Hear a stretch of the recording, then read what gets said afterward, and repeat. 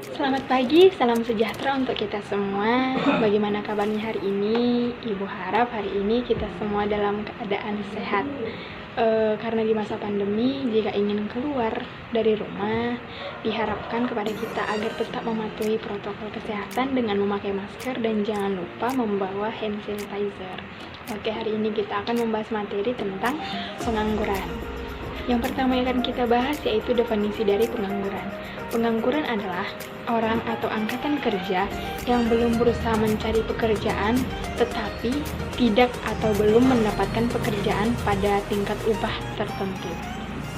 Tadi Ibu mengatakan pengangguran itu adalah orang atau angkatan kerja. Jadi di sini pengangguran tidak akan lepas dari pembahasan tentang ketenagakerjaan. Karena apa? Pengangguran itu merupakan salah satu fenomena dari ketenagakerjaan. Tadi kan kita membahas tentang pengangguran yaitu orang atau angkatan kerja. Jadi di sini angkatan kerja yaitu orang-orang yang berusia 15 sampai 64 tahun yang sudah bisa mencari pekerjaan dan atau yang sudah bisa bekerja. Jadi di sini angkatan kerja itu masih dibagi menjadi dua. Yang pertama itu golongan pekerja dan yang kedua yaitu golongan pengangguran. Golongan pekerja yaitu golongan yang sudah memiliki pekerjaan atau yang sudah memiliki upah, dan yang kedua yaitu pengangguran yaitu orang-orang yang belum memiliki pekerjaan. Baiklah, selanjutnya yang akan kita bahas yaitu mengenai ciri-ciri dari pengangguran. Yang pertama, sedang tidak bekerja tetapi sedang mencari pekerjaan. Jelas berbeda ya, jika dia sedang tidak bekerja berarti dia sedang tidak mencari pekerjaan. Tetapi tadi yang ibu katakan, dia sedang tidak bekerja tetapi dia berusaha untuk mencari pekerjaan. Dan yang kedua, tidak memiliki pekerjaan karena merasa tidak mungkin untuk mendapatkan pekerjaan. Di sini saya contohkan yaitu orang-orang yang memiliki hambatan fisik, misalnya seperti cacat mental atau cacat fisik. Jadi dia merasa ketidakmungkinan untuk mendapatkan suatu pekerjaan pada instansi tertentu. Yang ketiga, sedang mempersiapkan suatu usaha baru. Jadi usahanya ini masih dalam tahap persiapan, berarti belum memulai untuk membuka usaha tersebut. Jadi di sini masih digolongkan ke dalam pengangguran. Dan yang terakhir, sudah mendapatkan pekerjaan tetapi belum mulai bekerja. Misalnya orang yang sudah diterima bekerja tetapi kontraknya dia itu kontrak dia untuk mulai bekerja itu 3 bulan kemudian. Jadi kan di sini dia masih golongan orang-orang pengangguran karena dia belum memiliki pekerjaan, belum mulai bekerja dan belum mendapatkan upah. Baiklah, tadi kita sudah membahas mengenai definisi dari pengangguran, ciri-ciri dari pengangguran, dan selanjutnya kita akan membahas mengenai penyebab dari pengangguran. Yang pertama, hal ini memang yang paling umum yang terjadi di negara kita, yaitu kesempatan pekerjaan yang tersedia lebih sedikit dibanding dengan orang-orang yang mencari pekerjaan.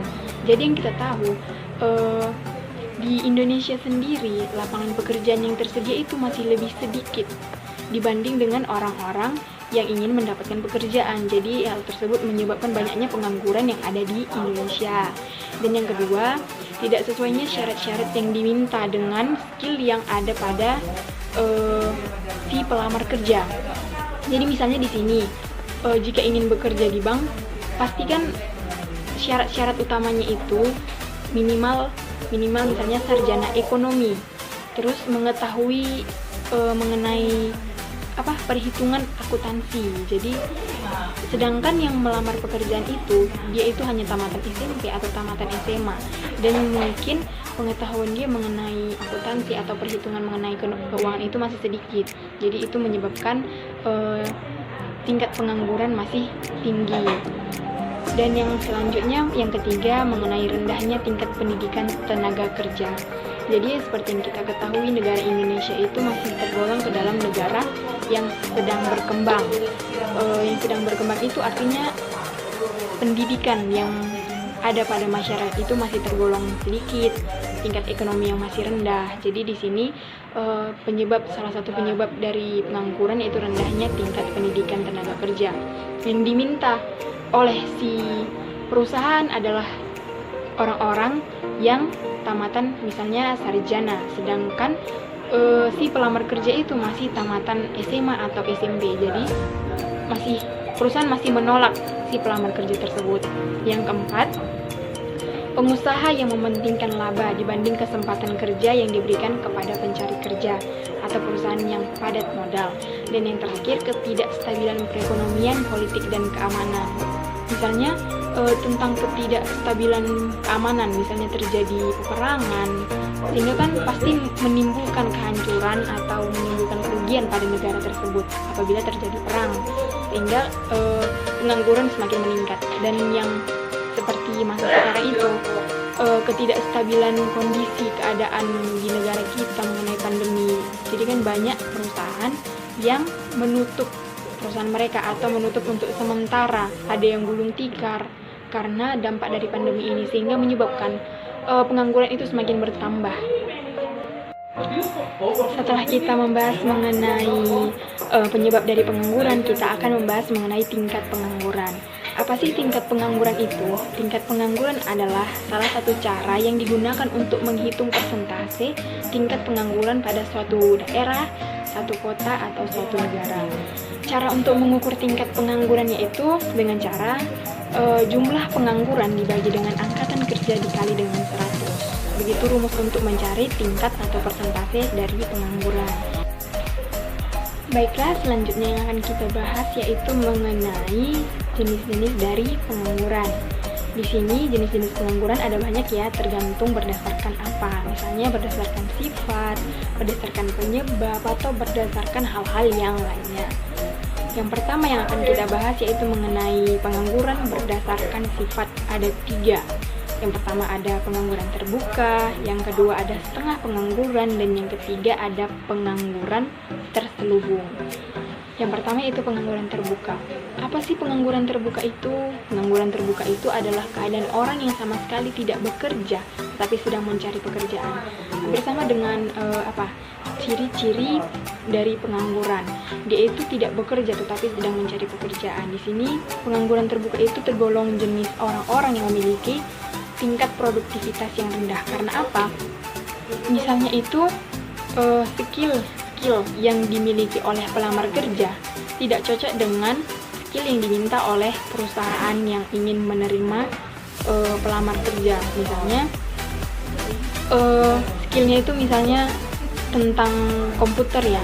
Misalnya si perusahaan ingin mencari pelamar kerja yang pandai di bidang komputer, sedangkan si pelamar kerja hanya memiliki skill dasar tentang komputer. Jelas otomatis pelamar kerja tersebut akan kalah saing dengan orang-orang yang sudah memiliki tamatan atau sudah memiliki pengetahuan yang lebih banyak mengenai komputer gitu, atau mengenai tingkat pendidikan. Misalnya si perusahaan ingin mencari pelamar kerja yang memiliki tingkat pendidikan misalnya sarjana ekonomi, sedangkan si pelamar kerja hanya memiliki tingkat pendidikan sebatas SMA. Jadi menyebabkan adanya pengangguran, yaitu pengangguran terbuka. Yang kedua, ada setengah pengangguran. Di sini merupakan kondisi di mana tenaga kerja yang bekerja tidak optimum dilihat dari jam kerjanya. Misalnya, jam kerja si pekerja tersebut 20 jam per minggu. Di sini kita dapat menghitung persentasenya sangat minim ya. Misalnya itu saya contohkan pekerja yang ada di kafe. Biasanya kafe, misalnya kita contohkan itu kafenya itu hanya bekerja pada malam hari, karena yang kita tahu orang-orang akan sering ke kafe, apalagi yang di Medan yang kita tahu tempat tongkrongan anak-anak kuliah, dia itu ramai ketika malam hari. Jadi mungkin ada kafe yang hanya buka ketika malam hari dan ada pekerja juga di situ kan. Jadi itu yang disebutkan sebagai pengangguran, setengah pengangguran. Dan yang ketiga ada pengangguran terselubung. Pengangguran ini dapat terjadi karena ketidaksesuaian antara pekerjaan yang dilakukan dengan potensi atau bakat serta kemampuan yang ada di dalam diri pekerja. Misalnya, sering saya lihat itu, misalnya orang tersebut merupakan sarjana pendidikan, tetapi dia tidak bekerja sesuai dengan skill yang dia miliki. Dia tidak bekerja sebagai guru pengajar atau dosen, dia bekerja sebagai karyawan yang ada di bank. Selanjutnya kita akan membahas mengenai pengangguran berdasarkan penyebabnya. Ada banyak, yaitu seperti yang pertama ada pengangguran siklikal, yang kedua ada pengangguran struktural, pengangguran friksional, pengangguran sukarela, pengangguran musiman, dan yang terakhir ada pengangguran teknologi. Yang pertama yaitu pengangguran siklikal. Pengangguran siklikal adalah pengangguran yang terjadi akibat naik turunnya perekonomian di suatu negara. Misalnya suatu negara itu mengalami kemunduran ekonomi atau seperti inflasi ya, menyebabkan terjadinya atau menyebabkan adanya pengangguran siklikal. Dan yang selanjutnya ada pengangguran struktural, yaitu terjadi karena adanya perubahan struktur perekonomian di suatu negara. Misalnya awalnya negara A merupakan negara agraris, jadi skill atau kemampuan yang dimiliki oleh masyarakat tersebut lebih condong kepada agraris. Seiring dengan perkembangan zaman, negara tersebut berubah menjadi negara industri. Jadi masyarakat di sini dituntut untuk lebih mengembangkan dirinya untuk lebih mengetahui tentang perkembangan zaman, perkembangan teknologi, supaya masyarakat tersebut tetap memiliki pekerjaan. Jadi tidak semua orang bisa mengikuti perkembangan zaman atau perkembangan teknologi tersebut, jadi mengakibatkan adanya pengangguran struktural. Dan yang selanjutnya ada pengangguran friksional, yaitu yang disebabkan oleh waktu yang dibutuhkan orang untuk mencari pekerja.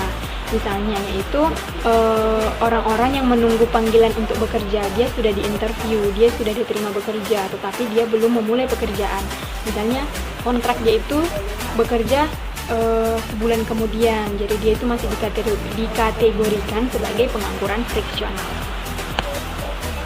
Selanjutnya ada pengangguran sukarela. Mungkin kita bertanya-tanya, apa sih pengangguran sukarela itu? Memangnya ada orang gitu yang menganggur secara sukarela.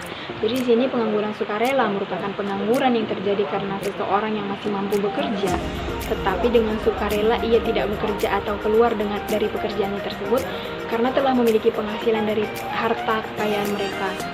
Misalnya orang tersebut mungkin merasa ketika dia bekerja di suatu perusahaan, dia itu merasa capek karena dia harus bangun cepat, jam kerjanya itu ditentukan oleh perusahaan, jadi dia memutuskan untuk resign dari pekerjaan tersebut. Dan dia di sini sudah memiliki kekayaan atau usaha yang lain di samping dia memiliki pekerjaan di perusahaan yang tadi sebelumnya.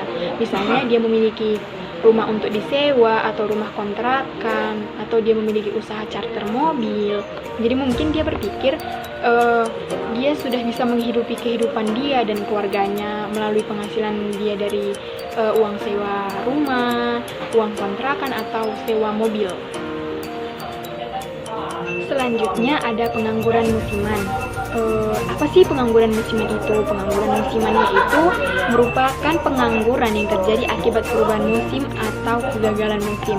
Misalnya itu saya contohkan seorang petani, dia tidak akan bisa bekerja ketika ada musim paceklik, ya kan? Dan yang kedua saya mencontohkan yaitu nelayan. Nelayan tidak akan bekerja jika terjadi musim badai di laut. Dia takut apabila dia melaut itu akan membahayakan nyawa dia. Jadi dia ketika ada badai, musim badai di laut, dia tidak akan bekerja. Dan yang terakhir yaitu pengangguran teknologi. Apa sih pengangguran teknologi itu? Pengangguran ini disebabkan oleh adanya pergantian tenaga kerja manusia dengan mesin atau peralatan canggih sebagai akibat dari kemajuan teknologi, sehingga mengakibatkan penerimaan tenaga kerja manusia semakin menurun akibat didominasi oleh penggunaan mesin dalam menjalankan proses produksinya. Misalnya itu seperti yang kita ketahui dulu kan, sebuah pabrik akan memperkerjakan banyak manusia agar produk yang mereka produksi itu cepat diselesaikan. Dulu kan belum mengenal adanya kemajuan teknologi, jadi segala pekerjaan yang dilakukan di dalam pabrik itu dilakukan secara manual. Dan yang sekarang yang kita ketahui, adanya kemajuan teknologi, industri juga sudah semakin meningkat. Jadi pemilik perusahaan berpikir kita harus menggunakan teknologi, karena seperti yang kita ketahui teknologi itu juga gampang digunakan. Bukan gampang sih sebenarnya, sangat efisien digunakan, karena yang kita ketahui teknologi itu tidak mengenal rasa lelah. Jika dibandingkan dengan manusia itu memiliki batas kemampuannya sendiri, sedangkan teknologi jika kita merawat mesin tersebut, kemungkinan jam kerja antara manusia dengan teknologi itu bisa kita bedakan ya, sangat berbeda. Teknologi itu tidak akan pernah lelah bekerja. Nah, itulah tadi pembahasan kita mengenai definisi pengangguran, ciri-ciri dari pengangguran, penyebab pengangguran, cara mengukur persentase tingkat dari pengangguran, dan yang terakhir ada jenis-jenis pengangguran. Sekian pembahasan kita hari ini. Semoga apa yang Ibu sampaikan dapat diterima oleh anak-anak, dapat diingat, sehingga dapat bermanfaat untuk kita semua. Salam sehat, salam sejahtera, dan selamat pagi untuk kita semua.